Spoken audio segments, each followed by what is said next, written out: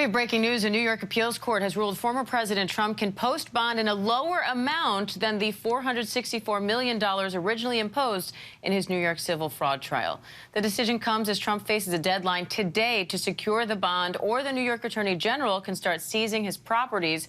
Let's bring in ABC News executive editorial producer John Santucci for more. John, how big of a win is this for former President Trump? Seismic, Diane. So just to boil this down for our viewers, this was the day. This was deadline day for Donald Trump. His team had given up on all options. As we've previously reported, Donald Trump and his attorneys went to 30 different bonding companies to secure the bond for $464 million, and they couldn't get it from anybody. As one source said to me, we are holding out hope that the Court of Appeals would step in. Hope was granted in just the last couple of minutes. What this means is that from 464, the number goes down to $175 million in this order that was just released by the First Department for Appeals here in New York. It means that Donald Trump could post a lower bond. The Attorney General has the right to appeal, because in all courts you get 2 rounds, so she could appeal it to the highest court in New York, which is the State Court of Appeals, saying that it should be the bigger number. But regardless, as one source just said to me, we got everything we wanted. They are very surprised by this ruling and very grateful for it.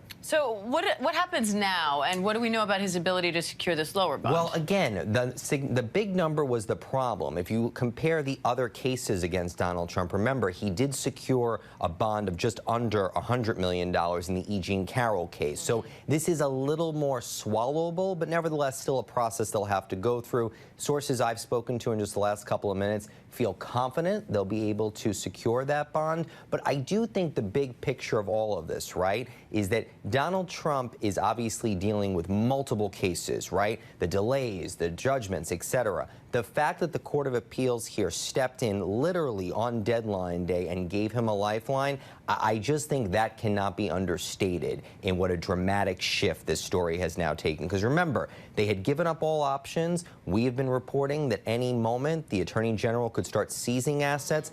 Based on this ruling, if Team Trump moves quickly enough to secure the bond, they avoid that. Now, the question becomes, does the Attorney General say, all right, fine, or does she appeal now to the Court of Appeals? That's what we're going to have to see play out, Diane. Right, we'll be watching that closely. Executive editorial producer John Santucci. Thanks, John. Thanks.